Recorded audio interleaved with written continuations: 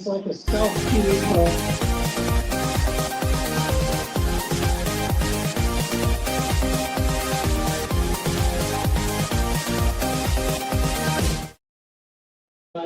as a country. Max and Stacy Golf Invitational. It's been awesome. There's the Bitcoin hardware store. Financially arcane, fiat-backed, fractional reserve scam. There's Max. It all fucking crashes at some point, right? So that's why gold is doing what it's doing. Silver is doing what it's doing. Bitcoin is lagging, but it just moved from $1 to 190,000. It's taking a breather. We have to respect that rotation in the market. So you have a huge rotation into gold, and at some point you're going to have a rotation out of gold. But you want to stay in a hard asset. So what are your choices? Oh, whether it's Bitcoin, that's the other choice, right? So you get that rotational, which you see in markets all the time. In different sectors, rotational sectors. So you have to, Max has been going for hours. Anyone who's got less than 10 years all day, beginning of the morning. Gambling, not investing. That comes from me, a former stockbroker, New York registered broker dealer on Wall Street, effectively. That's something I never tell my clients. Because if I do, I will never make any money. Okay. Sorry about that.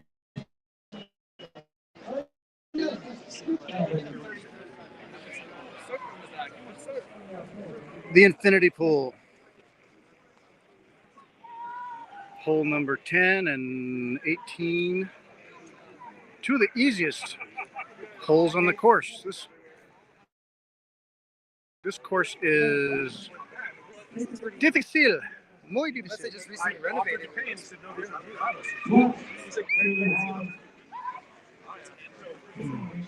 Superior asset, 2009, gains traction, uses money. You have the early adopters, you have the accumulators, and then Wall Street discovers this fabulous, shiny new toy called Bitcoin, and Wall Street does what Wall Street does. They create products. I worked on Wall Street. You sell products like Kraft cheese, crackers, toys. It's a product. It's a product. This guy just lost all of his Bitcoin. Let's listen in. I thought my private keys were under my pillow. So now you have the ETFs, which are exposure to Bitcoin. And so you are now entering into the world of derivatives, which is $2 quadrillion notional global derivatives market. It's like an enormous planet-sized slush fund of unregulated, unaccounted for money. There's like 35 trillion that's floating around in a black pool of money controlled by the 4 big accounting firms, KMG, Deloitte, the other two, right? People they service that pool of billionaires and very rich, mega millionaires who never have a geographical location, never pay taxes. So they have their money in this floating pool of capital controlled by those 4 accounting firms who are plugged into every jurisdiction legally in political jurisdiction to make sure that every single week that everything's updated. So nobody's not in compliance with all the jurisdictions they need to be at that second, not to be flagged by tax authorities, right? So that's what you do when you have a certain amount of money.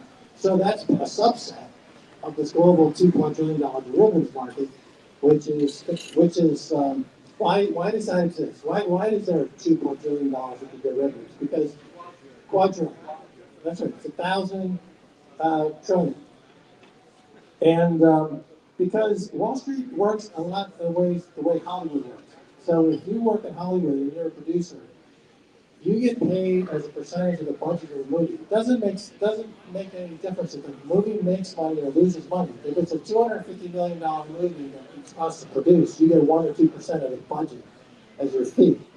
You don't need to be a P&L. You don't need to make money. You want the budget to be as high as possible. So you become reckless with the budget just to get the big fee. Same thing on Wall Street. You want a whopping, huge, big debt offering because you get points on the size of the debt. It doesn't have to make sense. It doesn't have to make money. There doesn't have to be any buyers because you can buy it yourself. You just want to get 5, 10, 15 basis points on the biggest fucking piece of bond crap you can float to pension funds and stupid pension fund managers and retarded central bankers. You can at any given day. And that's the way everyone who's in the same parts on a $200 million yacht got that cash. By participating in this enormous Ponzi scheme that is backed by America's ability to invade countries and fucking kill people. That's what backs the US dollar. Okay? So that's that, right? Okay. They still haven't thrown me off stage yet, but I can sense it's getting close. It's getting close. When I start doing this, you know the censors are coming soon. Okay, who else? Yes, sir. Okay. It's a serious man. I can tell. It's kind of a serious question. How do you see like the deflationary pressure of AI and robotics, kind of like impacting the rest of the financial markets and the planet overall? And how does that intersect with Bitcoin replacing fiat currency? Good question. The question got a round of applause. Wow. Nice. Jethro is excited by this one. Well, the fact is that throughout the history of technology, it's been a force for deflation. That's what technology is all about. From the winch, from the Archimedes stick to move a boulder, that's technology. It means everything gets cheaper. It's all deflationary. But economies in a credit-based system, fiat money system, they must be inflationary to keep the fractional reserve system going. So the central bank says we need 2% inflation, and to achieve that target, they will continuously pump credit/money into the system in ever-increasing amounts, because then the interest on that debt becomes a burden, and they have to create more of this debt to pay the interest on that debt. So you have these two conflicting forces in the economy. The natural deflation that comes with technology, and as you point out, AI is a remarkably deflationary technology, right? If you can replace, like I'm not gonna have a house over here. Am I gonna hire domestic staff? No, I'm buying a humanoid robot, right? So that's deflationary. It's gonna cost me pennies per work hour. That's jobs going there. So all robots completely, they're taking over all the assembly lines, all the arbitrage, all the manufacturing, all robotic, all AI, inflation, tips down. But if we allow that to happen, that means the banking system collapses because it relies on the inflationary amount of fiat money to keep its scam going. Therefore, as you already see it, the money supply numbers are going up. The debt numbers are going up, right? That's the central planners scrambling madly to keep themselves from the deflationary forces of AI from bankrupting them with deflation.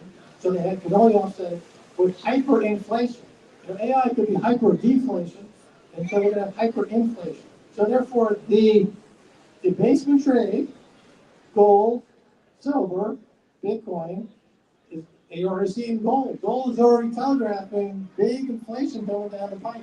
Right? Silver already telling us this. Bitcoin's been telling us for 15 years. It's the only true price discovery of any commodity. Bitcoin is essentially a synthetic digital commodity.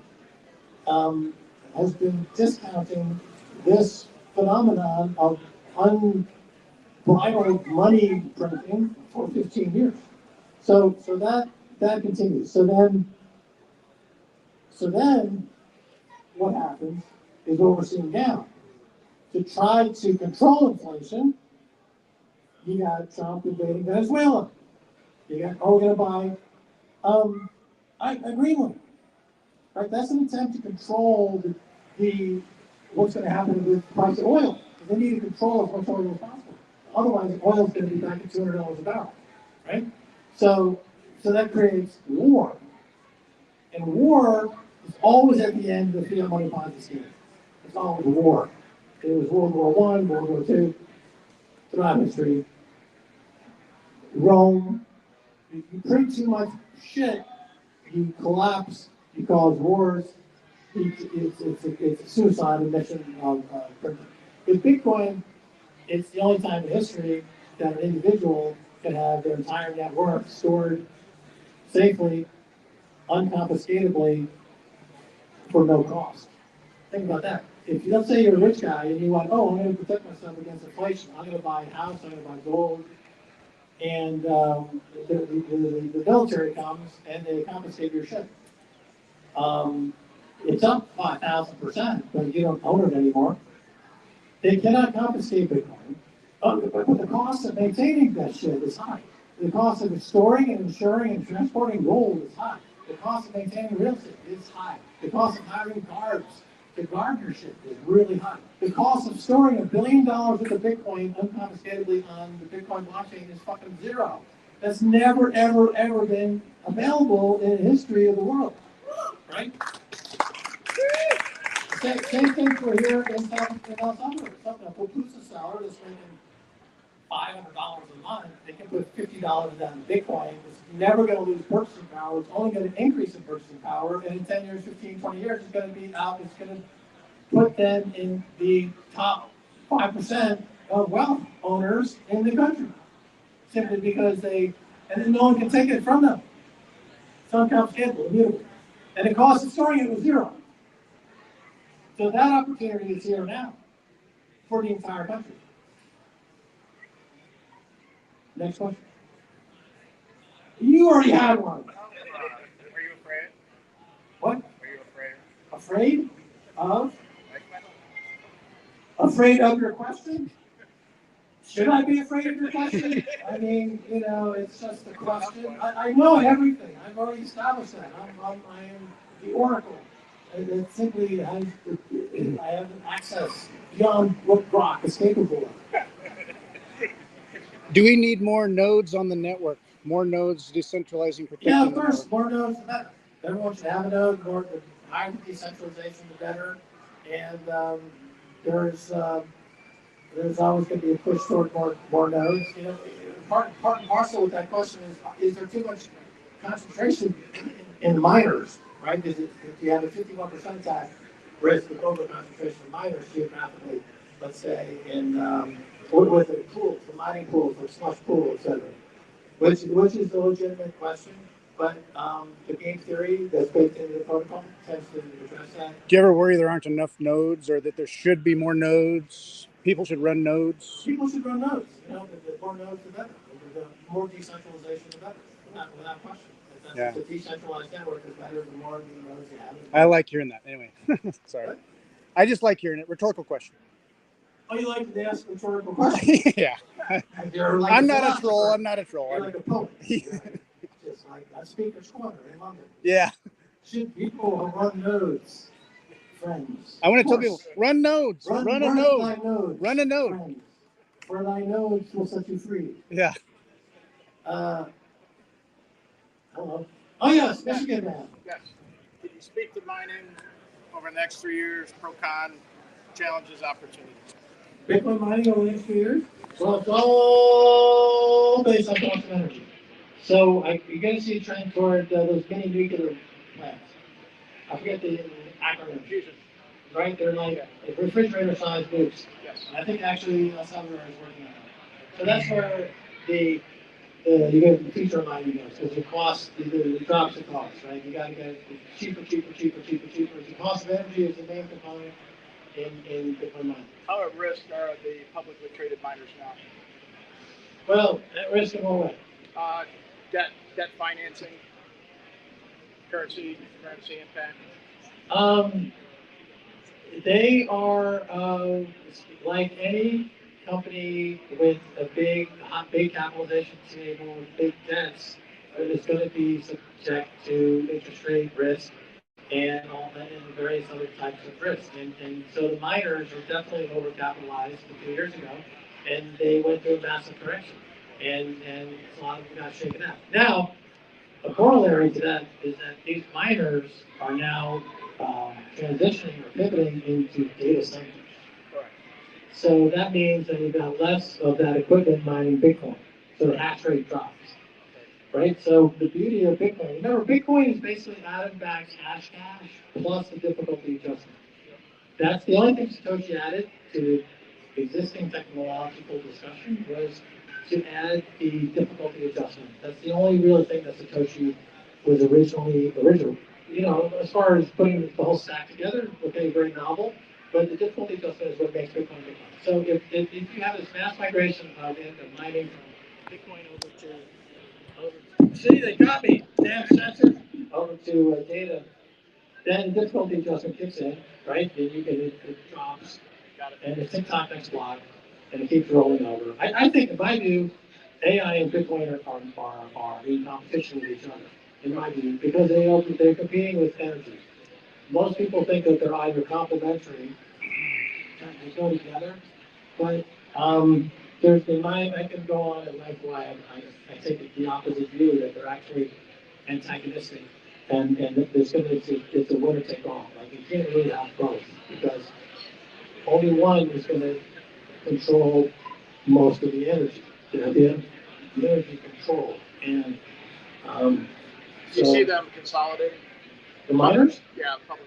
All of consolidation. Wall Street's all about conglomeration and deconglomeration, right? If I can make a fee just by having a wave of M&A in the Bitcoin mining space, then you'll see a wave of M&A. And then the economics will change, you'll see deconglomeration and spin-offs, and spin-offs, and that's, Wall Street just is breathes in, breathes out. It's like buy, sell, buy, sell. It's not, the economics is not based on, it's based on, flow, deal flow, essentially, right? Not deal logic, just flow. You want a lot of deals, they don't even make any sense, but you just want to flow. You want a lot of flow. And there's a lot of stupid money out there, like pension funds. Yep. I mean, pension fund managers are hired based on their stupidity. Because I know if I'm working on Wall Street, for example, I have a bad trade, let's say I make a $10 million trade and it results in a $400,000 error.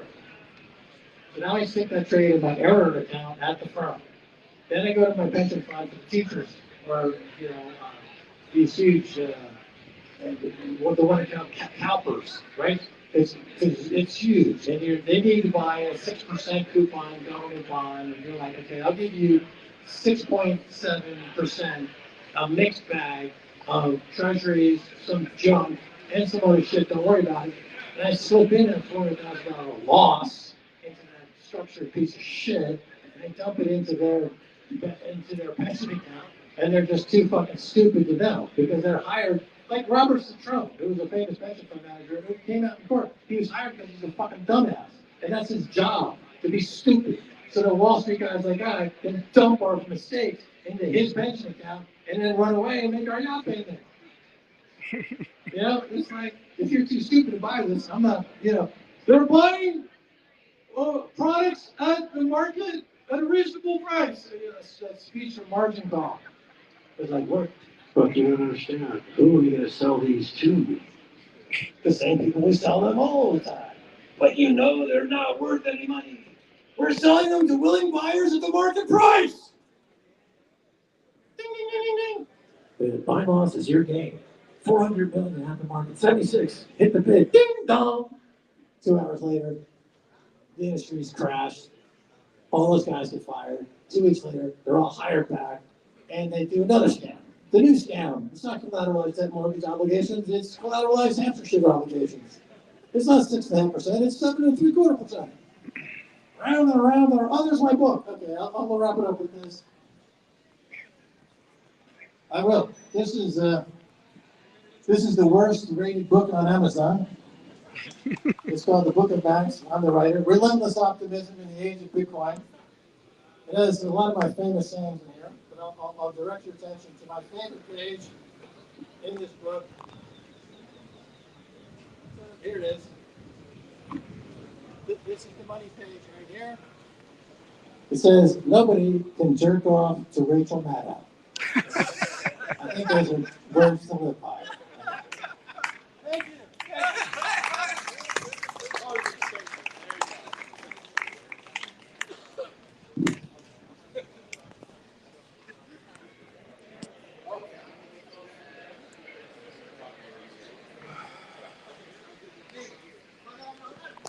Holy shnikes. If you stuck with it that far, you might be crazy like I am. Anyway, I love that kind of stuff. Max has been doing that all frickin' day. I don't know how he does it. He's turning 67 in 2 weeks. And yeah, energy.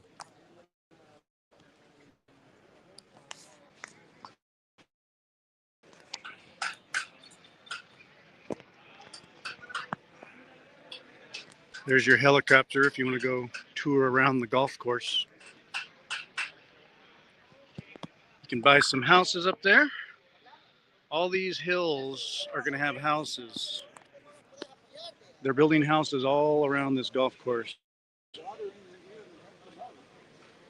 It's an amazing golf course. It is beautiful. I don't know what to say about it. Anyway, I'm probably all zoomed in right now looking weird, but I just wanted to show you what this looks like.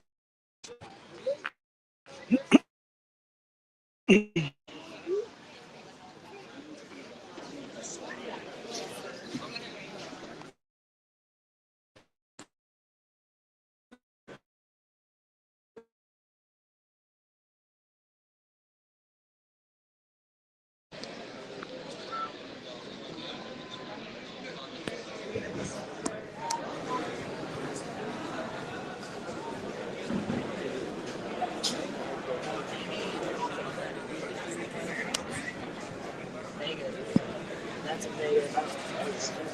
I don't know.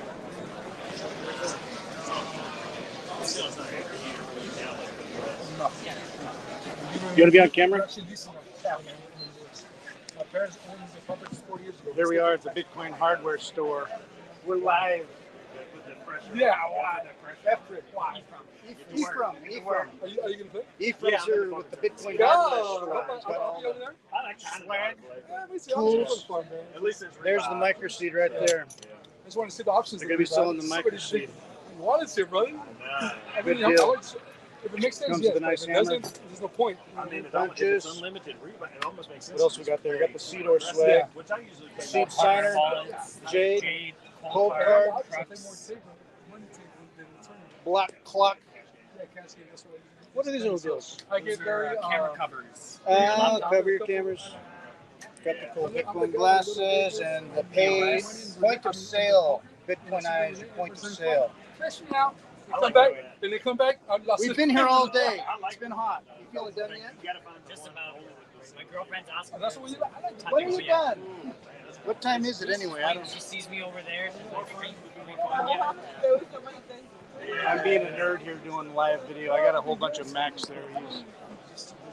Max is a freaking machine. Always doing something or involved in some way in the community. Yeah, like he was here. We got here early. Max was here not shortly after that. He's up on stage, just going.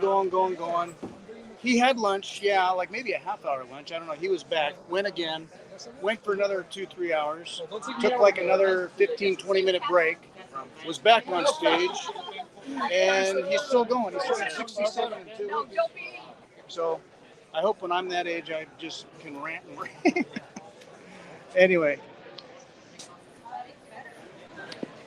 it's been fun. I'm going to wrap this up, folks. Thanks for joining. Bye.